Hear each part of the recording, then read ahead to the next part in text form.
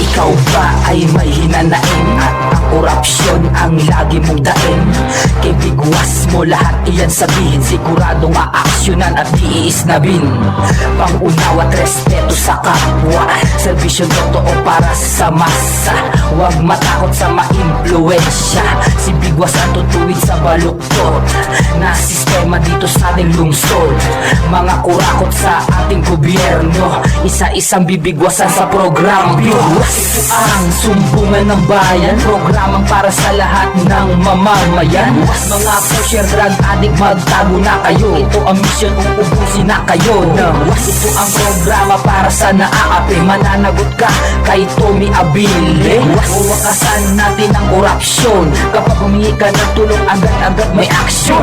Ang bigwas ang mata ng bayan, ilalabas ang katotohanan. Mga tao na mapang-abuso, kay Tommy Abile magtago na kayo. Ikaw man ay makapangyarihan, basta't salot sa lipunan. Sa programang to ika'y bibigwasan, kahit sino ka man at kahit saan ka man. Isisiwalat ang kalokohan, walang takot at wala ding alinlangan. Basta't nasa tama ikaw ay pagbibigyan, dahil ang programang to para sa ating mamamayan. Ngayon ikaw ay may kakampi at hindi ka na maaapi sa ating bayan. Ito ang programa para sa katarungan. Ito ang sumbungan ng bayan, programang para sa lahat ng mamamayan. Mga pusher, drug addict, magtago na kayo. Ito ang mission, uubusin na kayo. Ito ang programa para sa naaapi, mananagot ka kay Tommy Abile. Uwakasan natin ang korupsyon, kapag humingi ka ng tulong agad-agad may aksyon. Ito na ang programang walang aatrasan, walang kinakampihan, lahat ay haharapin. Programang bubuksan ng inyong saradong isipan. Programang magmumulat ng inyong mga mata sa katotohanan at isisigaw ang mga hinaing ng bayan para sa mga nagbibingi-bingihan. Ang tutuwid sa baluktot bigwas ni Tommy Abile. Lunes hanggang Biyernes sa DWOKFM 107.9 ang Bigwas Station. Bigwas! Bigwas!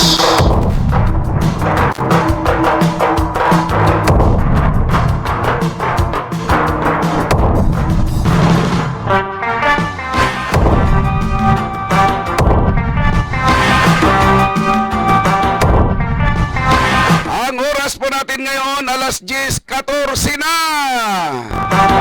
Pasensya po mga kaibigan, bakit something wrong? Watch. Magandang umaga po, lalo na po sa buong bansang Pilipinas. Ganun din po sa ating mga kababayan dyan sa iba't ibang dako, iba't ibang region. Hanggang Region 12. Ako po'y bumabati sa inyo ng magandang umaga. Lalo na po sa kaibigan ko dyan sa New York. Dyan po sa Long Island, na kanina pag nag-aabang, nagbibigay talaga ng mensahe yan. Sabi niya rito sa akin Tommy, I'm waiting. Aba talaga naman, good evening po, Sir John. At ganoon din, good evening din sa kay Eileen na Sirma Franca. Diyan naman po yan sa Canada. At ganoon din kay Eileen Dolina, diyan naman yan sa New York City. Ganon din si Bro Leonard Luis Magdalena ng Santa Maria, California. At sa ating mga Vivero family, yan po yan sa Vancouver, Canada. Ganon din si ang ating listener dyan sa Japan, Brunei at Hong Kong. Mabuhay ang mga Pilipino. Okay? Go na tayo! At tayo po ay mag-uumpisa na sa atin pong pagtatalakay mga kaibigan, lalo na po dito sa Palawan. Mayroon po akong tatalakayin sa inyo. Pero ito po mga kaibigan, lalo na po sa mga opisyal ng ating pamahalaan, huwag po kayong magiging balat sibuyas ha! Kung kayo man ay tinamaan ng tinatawag nilang Jablo kang kirit-kirit. huwag po kayong masasaktan. Ito po'y pagtatalakay sa mga isyu na argabyado ang ating mamamayan, lalo na po sa mga taga-Palawan. Mga taga-Palawan, kung ang aking naririnig lagi, napipinsala kayo, pinipinsala kayo ng mga dayuhan, iba namang dayuhan ang inyo pong masasaksihan. Ako ang dayuhan na gustong matuwid at pupunahin ang mga pagkakamali ng mga gahaman na mga dayuhan at mapagsamantalang dayuhan dito sa lalawigan ng Palawan. Jablo kang kirit-kirit. Ito po, mga kaibigan. Tatalakayin ko po ay unang-una. Ito pong nangyayaring kaguluhan dito po sa Palawan, kung saan ay ikinamatay ng malimang mga opisyal ng NPA. Ito yung mga sa tagapakinig, ha? Big Boss! Big Boss! Naririnig ninyo lagi na lagi kong binibigwasan si gobernador. Sabi ko nga sa inyo, kapag ako'y may nakitang pabor sa mamamayan, pabor sa masa, pupurihin ko yan, mga kaibigan. Sa totoo lang, sa bagay, hindi naman nakikinig din si gobernador. Kaya okay lang, kahit purihin ko siya, hindi rin niya maa-appreciate yan. Kasi laging, kung baga, binabalutan ng masamang espiritu ni Elgin Damasco yung kanyang paligid para hindi maririnig yung aking mga pagtalakay o pagpasalamat sa kanya. Big Boss! Big Tungkol ba Boss! saan, bakit ako nagpasalamat? Nagpasalamat ako sa tandang gurang na yan. Hindi naman siya nakikinig eh. Ito nagpasalamat ako dahil sa kanyang mensahe na pinalabas doon sa social media. Concern siya, naawa siya doon sa mga rebuilding na matay. Galit siya doon sa mga rebuilding iniwan. Mas inuna pa ang mga gamit kaysa iligtas ang kanilang mga kasamahan. Big Boss! Big Boss! Mayroon siyang pinatatamaan. Para bang gusto niyang sabihin na walang kwenta kayong mga kasama. Ang mga opisyal pinabayaan ninyo, lalo na po yung tumakbo na siya yung leader ng hukbo, nagtago kasama ang kanyang mga kasamahan. Kaya napatay ang 5 na mga opisyal ng NPA dito. Big Boss! Big Boss! Okay lang naman yun kung ginawa ni gobernador, maganda dahil may malasakit siya. Pero binigyan din nila ng marangal na libingan yung mga napatay. Paano naman kasi gobernador hindi tatakbo? Yun ang nagtimbre sa sundalo. Big Boss! Big Boss! Na para mapakinabangan naman niya yung kanyang timbre, para naman manamnam niya ang milyon. Big Boss! Big Boss! Ito po, mga kaibigan, ako po'y pinasalamatan ko, sabi ko nga sa inyo, na pag ganun, pabor sa gobyerno, pabor sa mamamayan, pinasalamatan ko siya. Dahil nagmalasakit siya doon sa mga NPA na namatay. Tinuligsa niya yung mga duwag at tumakbo ng mga NPA. Big Boss! Big Boss! Ano po ang pagkakaiba sa kanyang prinsipyo at prinsipyo ni Elgin Damasco? Si Elgin Damasco po, mga kaibigan, siya po ay binobroadcast na matawag itong nanawagan, kinukundina ng mga karapatan ang pagkakamatay ng mga opisyal ng NPA dito. Humingi sila ng hustisya. Nasaan daw ang hustisya? Ang tanong po natin kay Elgin Damasco, kaya nga sinasabi ko sa inyo, utak munggo kasi ito Kasing laki lang ng munggo utak nito Ito po mga kaibigan, nanawagan siya ng hustisya. Pero nung namatay o pinag-aambos ang sibilyan na frontliner nating nurse, inambos ang ating mga kasundaluhan, walang sumisigaw ng hustisya. Ni bunganga ni Diwinding Itim, hindi mo maririnig sa kanyang humingi o sumigaw ng hustisya para sa mga kasundaluhan. Pero, nung mapatay ang mga opisyal ng NPA, binroadcast niya. Sumisigaw daw ng hustisya. Anong hustisya ang gusto mo, Elgin Damasco? Bigwas! Bigwas! Nung mangambos ang mga NPA, nung sila ang nakalamang, walang sumigaw na hustisya para sa kasundaluhan at kapulisan. Pero, kapag ang NPA ay napatay na baril, hihingi kayo ng hustisya. Anong hustisya ang hinahanap mo? Ikaw, Diwinding Itim. Bigwas! Bigwas! Diba? Alam naman natin na ang New People's Army o ang kilusan na yan ay idiniklara ng mga terorista ng ating lipunan. Sino man sa mga iyan ang sumusuporta sa mga kilusan na yan ngayon, sino man sa mga nandito sa syudad na nagtulirit sa mga miyembro ng mga teroristang iyan, ay tawagin din siyang terorista. Hindi ko sinabing si Elgin ay terorista, pero nakikipag-ugnayan siya. Bigwas! Bigwas! Ang kanilang himpilan ay may ugnayan sa makakaliwang grupo. Sa makatuwid, wala pong dinalang matino si Elgin Damasco at ang mga kasamahan niyang dayuhan dito sa Palawan. Puro kapahamakan ang taglay, ang bit-bit nila dito papuntang Palawan. Ibig sabihin, hindi siya nagtungo dito para ayusin, linisin, para sa tunay na demokrasya. Nagpunta siya rito para ano? Suportahan ang terorista? Terorista ka rin ba? Kaya walang kapayapaan ang lalawigan ng Palawan.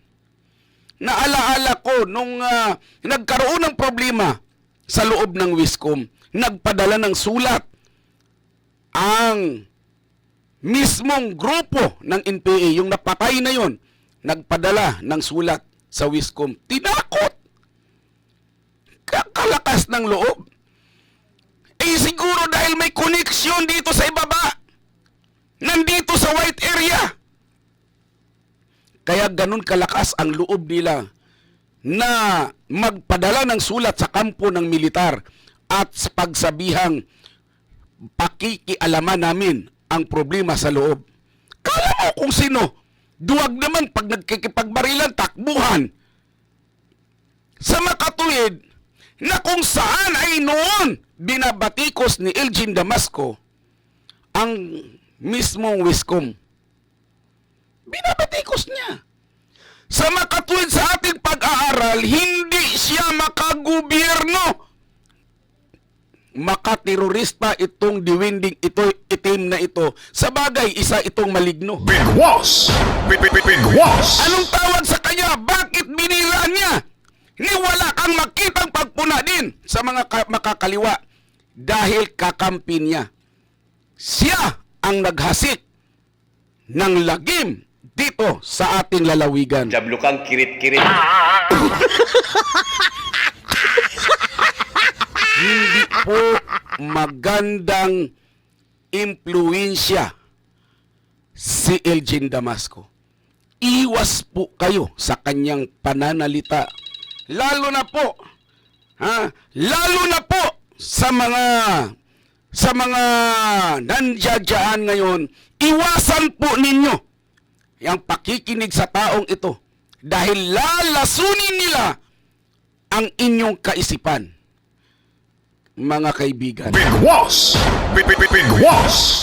Kaya nga, masasabi ko sa inyo, huwag ninyong paniwalaan ang mga pagtatalakay ng taong ito. Kapahamakan. Marami pa siyang naiimpluwensyahan. Maging ang mga kaunsilor, naiimpluwensyahan niya. Ang yabang daw doon pa sa mga squatter na kinakampihan niya, dahil squatter na naman ang kinakampihan niya. Hindi na siya makapurma sa mga tricycle dahil ay barado siya Bigwas! Bigwas! Alam mo ang ginagawa niya ngayon, mga squatter. Alam mo ba salita ba raw niya handa akong banggain ang grupo nila. Yabang mo boy, ako nga hindi mo mabangga-bangga. Naghahamon ka pa, hiya ka naman. Bigwas! Bigwas! Kayabang mo, handang banggain ha. Ang tindi mo boy, nangarap ka ba? O baka hindi ka pagising? Gisingin kita. Hindi yan ang yan ay masabi nating yung kanyang pag-iimpluwensya, pati mga squatter ay kanya pong naiimpluwensyahan. Di gulo na naman. Kita niyo po mga kaibigan. Kaya magkasalungat minsan ang kanilang prinsipyo ni Gobernador Jose Alvarez. Magkasalungat. Kaya ito lang ngayon, nagkakasalungat. Pero baka pagdating ng hapon, magkasundo sila. Kasi gano'n naman ang mangyayari.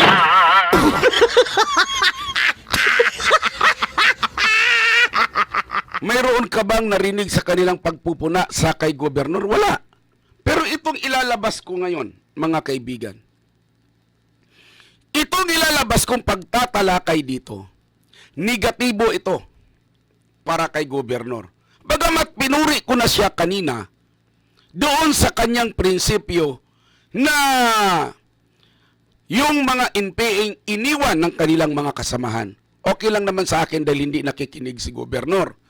Wala naman, hindi niya naman alam na talagang tinatalakay ko siya rito dahil ang sabi naman ni Elgin Damasco, walang nakikinig sa akin. Kaya medyo masaya ako dahil wala namang nakikinig. Okay lang sa akin, masaya ako. Tayo po ay gagawin na sa pangalawa nating topic. Bigwas! Mga Bigwas! kaibigan, ang isinusulong ngayon ng ating probinsyal sa pangunguna ni Gobernador Jose Alvarez na ang kanyang gustong mangyari ay makapag-iwan siya ng legacy dito sa Palawan.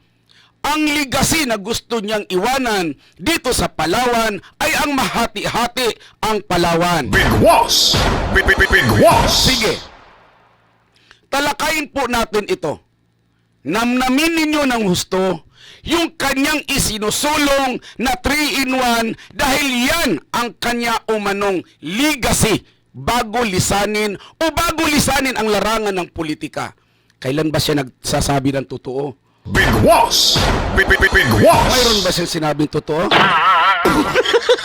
Okay. Bigwas! Sige. Bigwas! Sabayan natin ngayon yung sinasabi niyang legacy. Maganda kasi sa isang tao kung ikay nanunungkulan, mayroon kang legacy.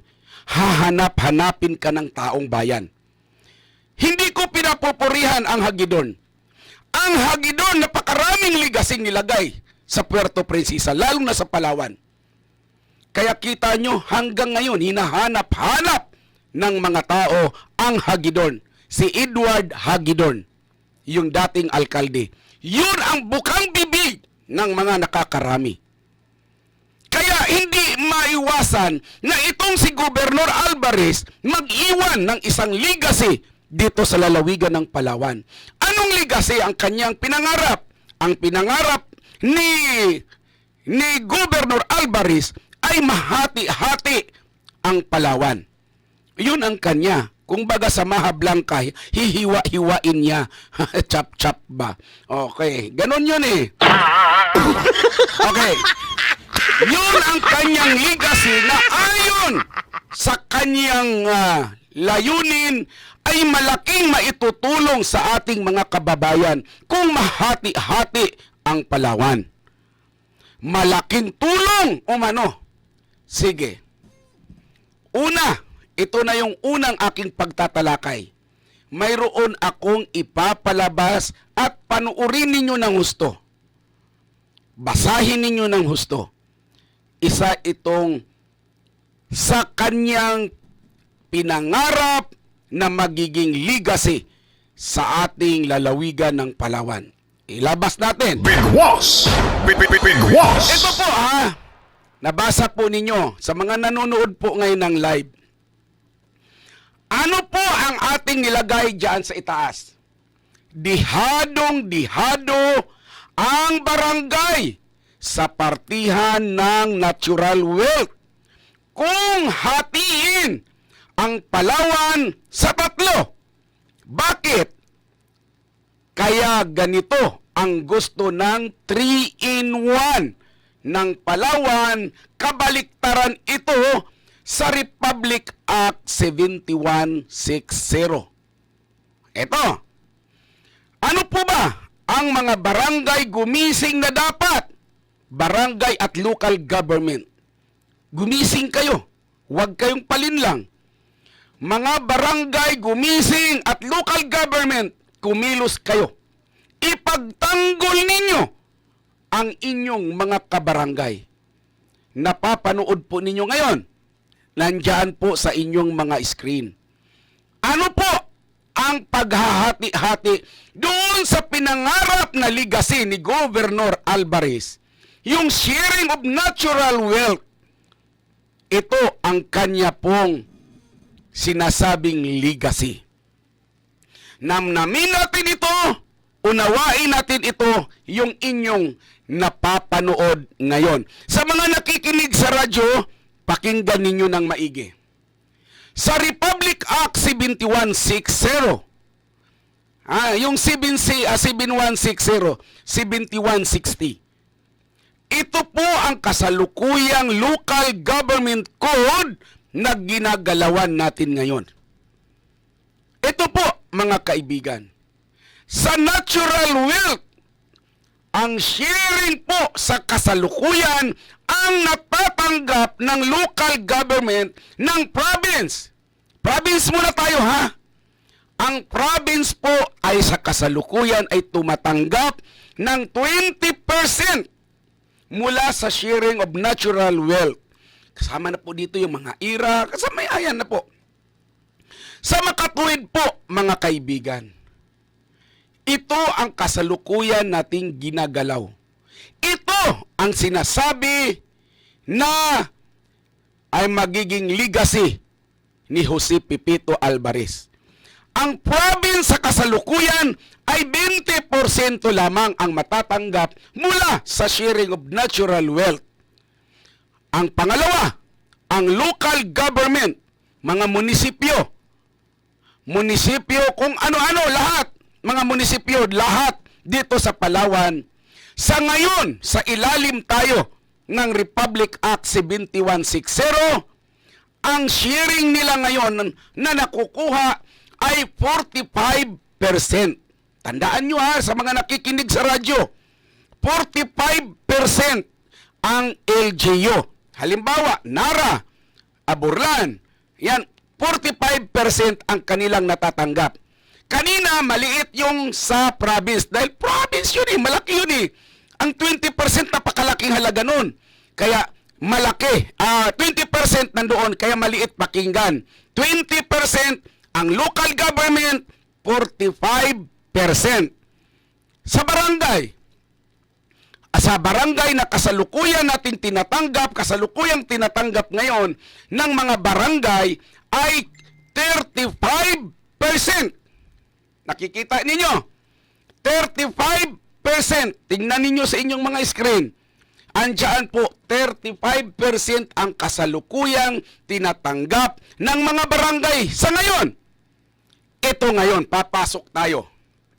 Papasok tayo doon sa sinasabi niyang legacy ni Governor Jose Alvarez. Dito natin namnamin Hahanap-hanapin ba siya ng tao nito sa kanyang legacy? Pasalamatan ba siya nito, kanyang legacy, na pinangarap dito sa lalawigan ng Palawan? Ito po, tingnan natin ha, pag-aralan natin. Tuloy-tuloy yung mga nakikinig. Sa province, sa Republic Act 7160, ang province 20% ngayon, di ba? Kapag binago at nahati na ang Palawan, naging 3, papasok na tayo sa Republic Act 11259. Hindi na natin gagamitin ang Republic Act 7160. Ang gagamitin na natin ngayon ay Republic Act 11259. Ito yung pinangarap na legacy ni Governor Jose Alvarez. Dati, sa ngayon, 20% ang tinatanggap niya. Pag nahati-hati ang Palawan, ang matatanggap ng province, alam nyo na kung magkano. Tingnan ninyo, 60%. Na dati 20, magiging 60% na. Kalaki. Biglang taas na times 2. Yung 20% dati na times 3. Times 3? O, times 3. Kasi 60 na eh. Ang laki. Ibig sabihin, ang pondo nasa province. Namnamin ninyo, nasa province ang pondo. Okay, ituloy natin. Dati, sa ngayon na ating ginagalawan, ang mga municipality o mga LGU, mga bayan, mga munisipyo, ang natatanggap nila ngayon sa sharing of natural wealth ay 45%. 45% ang natural wealth sa ngayon. Kapag nahati-hati ang Palawan, magkano na lang ang makuha ng LGU? Sana putol-putol na chinap-chap na ang Palawan. Alam nyo ba kung magkano ang makukuha niya? 24% na lang. Na dati ay 45%, ginawa na lamang 24%. Ano pa ang proyektong magawa ng mga local government niyan? Ang mas masama po mga kaibigan, sa kanyang legacy kuno na ngayon ang ginagalawan ng mga barangay opisyal ay ang natatanggap nila ay 35% mula sa natural wealth. Mga kaibigan, kapag nahati-hati na ang Palawan, alam mo kung magkano na lang ang makukuha sa barangay? 16% na lamang. Ano pang proyektong magagawa ng barangay? Ang ibig sabihin sa bagong batas na kung mahati-hati ang Palawan na legacy ni Governor Alvarez, hindi pabor sa mamamayan. Baka hindi siya hahanapin ng mamamayan sa kanyang legacy. Bagkus mumurahin siya nito sa kanyang legacy. Alam niyo kung bakit? Kung hindi ka susunod sa province, ay wala kang budget. Baka pati sweldo mo hindi ibigay. Mantakin mo, ang barangay, kapag nahati-hati na ang probinsya, ang barangay ay matatanggap 16% na lang, 16 na lang. Ang munisipyo dati na tumatanggap ng 45%, ngayon ay magiging 24 na lang. Kaya ibig sabihin, kontrolado ka ng province. Ngayon maisip mo, malaki-laki naman siguro. Paano lalaki hinati na sa 3? Doon ka pa kukuha sa natural wealth. Doon! Kawawa ka doon sa province mo. Hinati pa sa 3. Ang sinong aasinso ay yung mga nasa provincial. Nandoon ang pondo. 60 nandoon. Ang 40% ang pinaghati-hatian doon sa ibaba. 24 ang sa munisipyo, 16 ang sa barangay, 60 nandoon sa provincial. Sa tingin ninyo, Hahanap-hanapin ba kaya ng tao? Mamahalin kaya? Pupurihin kaya ng tao? Maging mga opisyal ng barangay ang legacy ni Gobernador Alvarez. Baka mamaya hindi siya hanap-hanapin. Bagkos, mayroong bibitawan sa kanya na baka mamaya kalabas-labasan sasabihin ng mga taga ritong Jablo kang kirit-kirit. nakakadismaya. Okay pa naman sana, may pinang-uuto sila. Magaling, o okay. Sang-ayon ako doon. Yung hatiin yung tungkol sa peace and order, kailangan kasi na mayroon talaga. Siguro gawin na lang ng iba, i-district na lang. Lagyan na lang nila ng ano. Kasi maganda ako sa peace and order, maaksyonan ka agad. Yung mga dokumentong pupunta ka pa ng Mindoro, magpapapirma. Maganda. Yun ang pinang-front nila eh. Pero pagdating sa sharing, kawawang-kawawa ang ating mga local government, maging ang mga barangay. Darating po ang panahon, kapag yan ang naipatupad, darating ang panahon, kapag hindi ka sumunod sa akin, ganun ang mangyayari yan. Dictatorship, diktador ang kalalabasan. Hindi ka susunod, hindi kita bibigyan ng proyekto. Sa bagay, may video ako dito, binitawan ni Gobernador eh. Kapag ako'y nasiro, doon, sa plebisito sa inyong barangay, zero ka rin sa project. Pero kapag number 1 ako, number 1 ka rin sa proyekto. O, di nag-umpisa na. Hindi lang nag-umpisa, matagal na tayong marsyalo dito. Akin lang pong isinishare sa inyo yung aking pag-aanalisa sa nasabing 3-in-1. Isa lang naman ang sinasabi ko, kung yan ba'y laging hanap-hanapin ng tao o mumurahin ka ng tao. Yun lang naman.